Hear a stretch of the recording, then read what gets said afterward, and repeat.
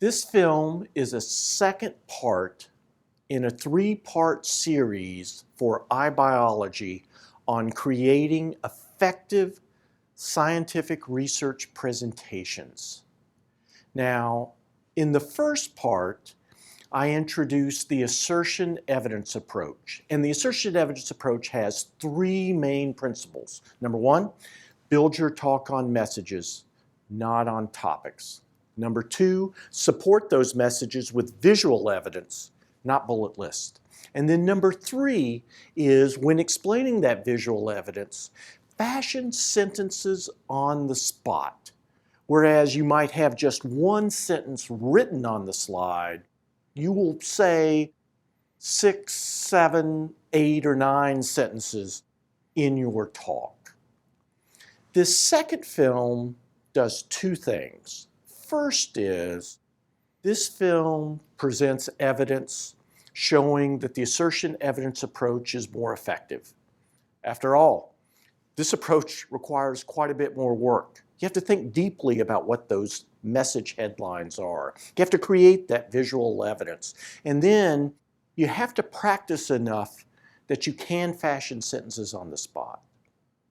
The second part of the talk is to walk through a research presentation and show you what I consider some of my greatest hits. Slides that students have created for various research talks. So, why the assertion-evidence approach? Why should we use it? At Penn State, we've done some tests in which we've found that the assertion-evidence approach is more effective than a typical presentation slide, such as what you see on the screen. So we created a presentation. This one happens to be on magnetic resonance imaging. And we first created it as a typical traditional talk that follows PowerPoint's defaults. In fact, we looked at a lot of presentations that were on magnetic resonance imaging, and we patterned it after that. Then we created a set of slides for the exact same words that would be spoken that then followed the assertion-evidence approach. So we've got 50 to 60 participants in a room. They see slides that follow the traditional approach. Then we've got 50 to 60 students in another room. They see slides that follow the assertion-evidence approach. And after the presentation, both sets of participants, they essentially tried to explain, how does magnetic resonance imaging work? And then we had scores who scored each of those attempts. But the scores, or the raters, they didn't know from what group that they came.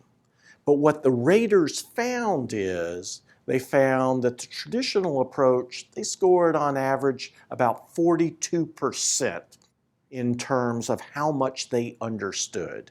Whereas the people who viewed the assertion-evidence approach, they found they scored at 59%. And the statistical difference between those two at these levels, 50 to 60 participants, is about less than 0.01. And so what we were left to conclude is the assertion-evidence slides led to better comprehension and recall of information. And that increase in comprehension and recall is statistically significant.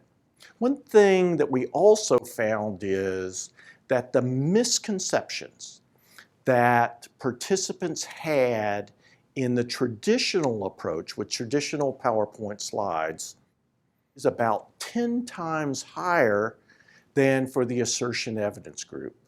10 times.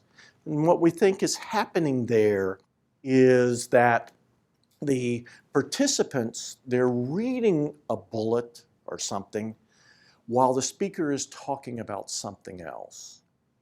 Those are two reasons for you to think about using these slides to present your research, to increase comprehension and recall, and to reduce number of misconceptions that people have about your work. So that's a reason for doing the assertion evidence approach. How do you apply it in a research presentation?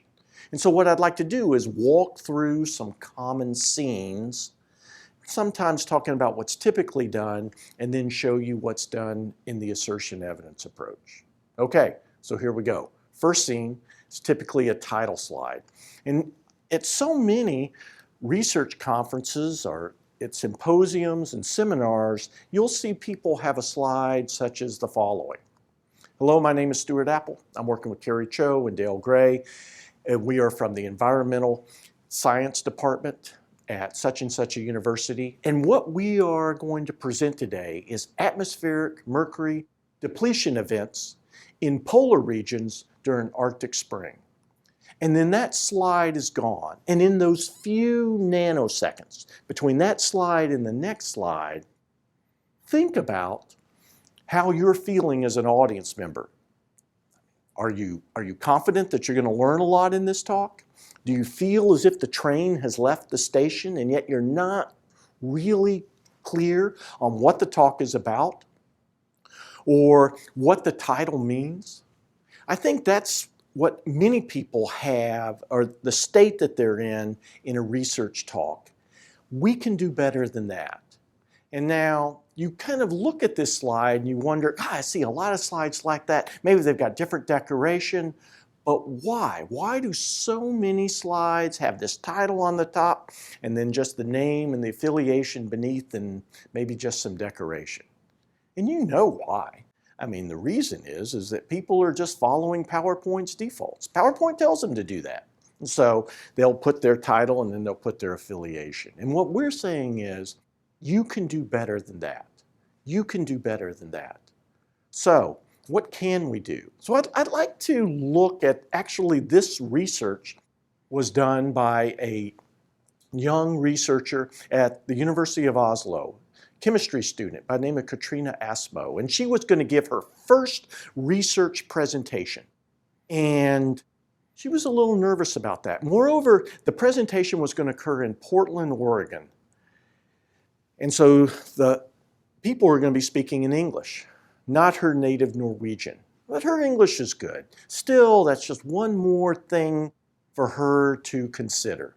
But before this talk, she went to her advisor and she asked her advisor, how many people will be in the audience? And her advisor said, well, there'll be about 50. She said, whoa. And then she said, how many of them know what an atmospheric mercury depletion event is? And her advisor said, let's say 5. You're one. I'm another one. Our collaborator, Greta, she's a third. And so that kind of gave her this idea that, whoa, for her to orient that audience, she's going to have to spend some time on that initial scene. And so here's what she came up with. Hello, my name is Katrina Asmo, and I'm working with Torunn Berg at the Norwegian Institute of Air Research, and I'm also working with Professor Greta Wibbetoe from the Department of Chemistry at the University of Oslo. And what we're trying to determine is where atmospheric mercury goes when it depletes or falls out of the atmosphere. Now, one thing you may not realize is that in this atmosphere, in this room right here, there's a certain amount of mercury. It's not much. It's about 1.5 nanograms per liter. And here in this room, it remains in the atmosphere. Even when we breathe it in, we breathe it out, it still stays in that gaseous state. But for some reason, and scientists aren't exactly sure, in the polar regions of the world, such as this beautiful Null-Aalesund region that you see here of Norway, there are these events where that level of mercury will drop to 0. And the question comes, where does that mercury go? So these events, they've got this fancy name, atmospheric mercury depletion events. But where does that mercury go? Now, while you may not have realized that mercury is in the atmosphere, I think everyone in the room knows that mercury is toxic, and at high enough levels it can cause paralysis and even death for mammals. And so, for the polar bears in the region, for the Arctic foxes, for the stray Norwegians who wander through there. Where is that Mercury? What and how does it get to that particular spot? That is a research question. And so what we did is, you may not be able to see, but in this one corner here is a cabin, and we stayed in that cabin for 2 months. And what we did is we made simultaneous measurements of the amount of mercury that's in the atmosphere with the amount of mercury that's in the surface snow to test our hypothesis that is in fact where that mercury goes. Wow. I remember seeing the beginning of this talk at the University of Oslo in 2004. And I thought to myself, I'm not an environmental scientist, but I am lucky. I am lucky to be here because I'm going to learn something in this talk. I have already learned something in this talk. And that's something that I would suggest to you. In that first scene, give the audience something. At the beginning of a scientific presentation, there's certain things that you want to accomplish before you get to the middle. One thing is you want to show the importance of the research. You want to present background that the audience needs. You also want to present background about yourself to build credibility. And you want to give your research question. Katrina did all of those on that title slide. Wow, that's effective. So, we've talked about one scene here. Another scene that often occurs also happens at the beginning before you get to the middle, and it's something people call an outline slide. I like to call kind of a mapping slide. Sadly, many people's slide looks as the following. You've got this detailed list of every single thing they're going to do, things they've already done actually in the talk by the time they give it, and then things that you already know are going to come. And then they'll dutifully read through that list. They'll get to almost all the way through, and then they'll realize they misspell a word like acknowledgments, and they'll apologize for it, and then they will finish, and then they will move on. And when they move on, then the audience is to themselves thinking, whoa, he gave me all these things, or she gave me all these things, and I've forgotten them already. You can do better than that. One thing is, remember, people feel comfortable with lists of 2s, 3s, and 4s. So a list here of 11 is not very good. Another thing is you don't need to give them some things. Introduction, they know the talk has an introduction. Background, you've already given the background before you do this mapping. Conclusions, acknowledgments, questions, they know that's happening. It's the stuff in the middle. And you don't have to give the sub-levels. That's not what's so important. It's the main things that you need to give. So let's look at what Katrina Asmo did. I thought she did an excellent job. So in her talk, she divided it into 3 parts. One is this theory for mercury cycling. And then she mentioned that she was going to talk about that. And then she had another part where she had that measurements from that station, actually on those 2 types of mercury measurements, in the atmosphere and then in the surface snow. And then her third part of the talk was environmental implications. And she showed this particular picture. And the polar bear is not there in a gratuitous fashion. Actually, a lot of the data on the effects of these mercury depletion events occurs through studying polar bear carcasses. And so that is what she went over. But whoa, what a great mapping scene. And I have seen people sometimes take those images and put those as icons in the corners of all the slides that were from that particular section. That's just another thing here that you could do that doesn't clutter a slide or take up too much space or too much time for the audience's attention. Yeah, but that's the kind of mapping that you want to do. Let's think about a literature review. So literature review, oh my gosh, this is often one of the most boring parts. People walk through all the major work that's been done. You'll get a bullet list slide, and they'll talk about everything that they've done. I'd like you to rethink that. What are you doing in the literature review? You're trying to show that there's a gap in the work, and that your research question, your research hypothesis, your research fills that gap. And so you're trying to show that gap exists. So here's one that Jacob Snyder did on his. And so what he did is he wanted to make it clear that there are a number of people, not a lot of people, but a number of people who have tried to use additive manufacturing to create these heat transfer devices for these gas turbine engines. And so he showed a couple of images right at the beginning, one from the work of Kirsch and Tolley, another one from the work of Collins. Then it talked a little bit about what they had done. Then he brought in the work of Förster and the work of somebody else. Then he brought in the work of Siemens and talked about what they had done. But then he made it clear that there was a gap between what they've done and what still could be done. Wow, that's something that people can follow. Really, really nice. And it's thinking about what details are essential and then what details are secondary. So we've looked at a literature review. Let's talk a little bit about methods. So with methods, I'll show you one that's more from an experimental talk. And so here, rather than having, again, bullet list with all these details, what Nick Cardwell did in this one is he started with an image of his experiment. So he's got this recirculating wind tunnel. And then he shows this one particular part of that wind tunnel where they split the flow.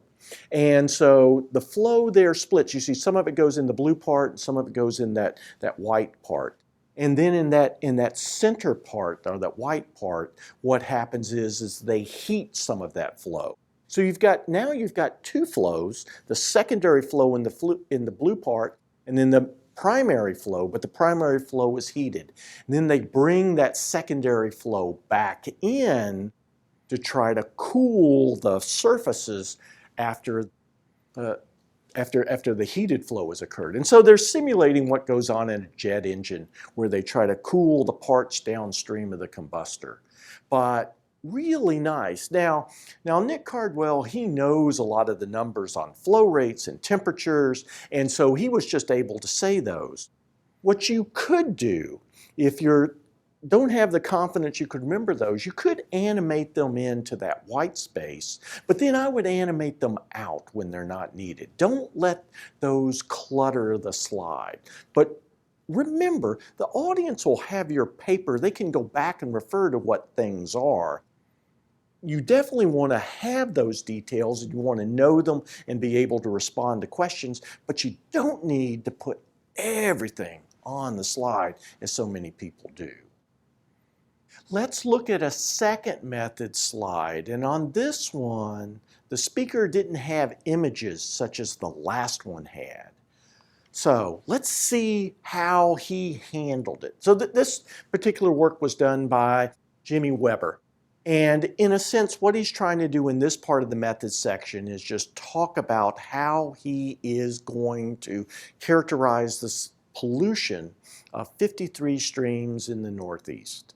And so he introduces these 6 criteria that he will use to characterize that pollution. And then the second thing that he does is he says, as a reference, he's going to compare the pollution of those streams versus the pollution or those same criteria of 12 reference streams. And then he gives a teaser on a couple of results from his work. And I thought that was interesting that he did so. And what he did is he showed that the sulfate levels were beyond that reference point on average for the 53 streams. Not to a place where it's dangerous for the plants or wildlife, but certainly beyond the reference. And then he also showed that the chloride levels, those were in fact at the impaired level. I love this scene. I love how he tells this part of his methods as a story. And I love the imagination. Somebody else would have just had a bulleted list and we would have slept through it. But here, he has essentially told us a story that we can remember. And that is so important. It's not just that people understand our work, we want them to remember our work. So here, this part of the talk is where you have to you're making some of your best arguments. And I just want to show an example here that comes from some work that's being done in Norway by this Siri Larsen. And so what Siri is doing is she's looking at satellite images and kind of looking at them in interesting ways with different filters to extract some valuable information. And so these images happen to come from parts of Norway where there might be avalanches. And that's important because if you have an avalanche, or if a place is susceptible to one avalanche, then more could occur. And you want to keep people away from that particular area. But the problem is when you look at the satellite images, sometimes it's hard to distinguish an avalanche from a sparse forest. And so what she has done is she's applied these filters that kind of helps her make that distinguishing. And so one of the filters is this aspect direction, and she would talk about how she applied that and what she would find. Another one then is of the vertical direction, how she applied that and what they have found. But I like, again, how she tells that scene, tells it as a story. So that's an example of results that has images. Another kind of result would be a graph. And so here's a graph that Steve Weaver put together in one of his talks. And so in this particular graph, what he is doing is he's trying to examine the roughness in this heat transfer channel. And so one way to determine that is by this particular graph where you graph friction factor F on the y-axis versus Reynolds number on the x-axis. And so first thing that Weaver did is he has that straight line. And so that would be a perfectly smooth pipe.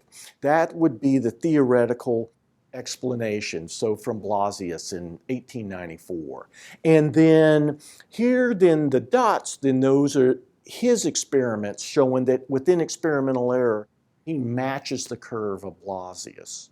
But then he's going to roughen up these surfaces. And so he roughened them up in different ways. And so different colors, red is not as rough as blue, which is not as rough as green. So what's the effect of roughening the surface? What effect does it have on the friction factor?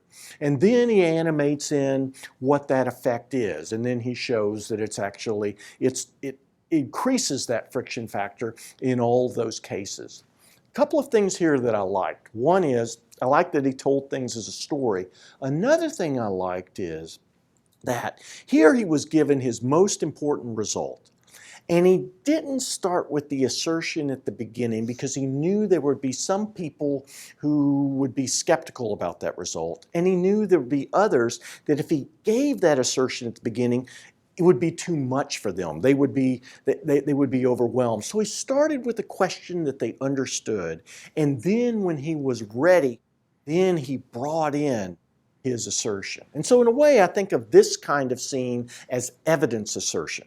Evidence comes first, and then when the audience is ready, then you bring the assertion. And in real persuasive types of situation, that's a good thing to do.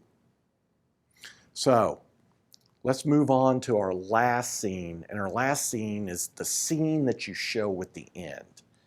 And interestingly, the most common scene that I see people show as their last slide is something that looks like that. Oh my gosh. Let's think about this. Let's just think about this scene for just a second. What are we trying to do here? What we're trying to do here is we have presented our work to the world, and now we want the world's response.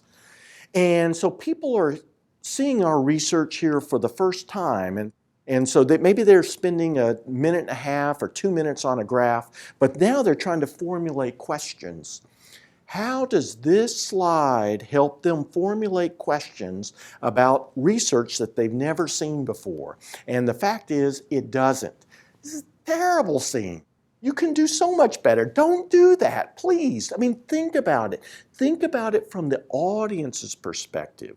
Your best scene to end with is a scene that shows your conclusion, shows really what your main takeaways are. And that's what Danielle Lesso did in this particular scene. So she had 3 main points that she had made in her talk to show that miscanthus could be a promising fuel crop for the northeastern part of the United States. And the first one is that miscanthus is able to have a cold tolerance down to 6 degrees Celsius, which is important in the Northeast. Another thing is that the root depth goes down to 2 meters, which is important because a lot of the Northeast, as she pointed out in her talk, is on hilly surfaces. And so the plant could be washed away if it doesn't have sufficient root depth. And then the third part, she showed this energy ratio, which the National Academy of Sciences had found, that for every BTU of energy that you put into planting, fertilizing, harvesting, and transporting miscanthus, you get 6 BTUs out of energy, a ratio of 6 to 1. And at this point, she gave her closure to her talk, and then, when she was ready, then she asked for questions. Now the audience has something in which they can ask. They've got words up here to help them formulate questions. So, what have we done today? We've talked about why the assertion evidence approach, why it is worth at least an experiment on your part for you to try, the gains that we have in audience comprehension. And then we walk through various scenes to give you ideas on how you might design your title slide, a mapping slide, a slide on your literature review, talk about your methods, your results, and then finally your conclusion. So this particular talk has focused on how we might design slides for a research talk. The third part of the series talks about how you would deliver those slides, and in particular, how you would deliver those slides with confidence.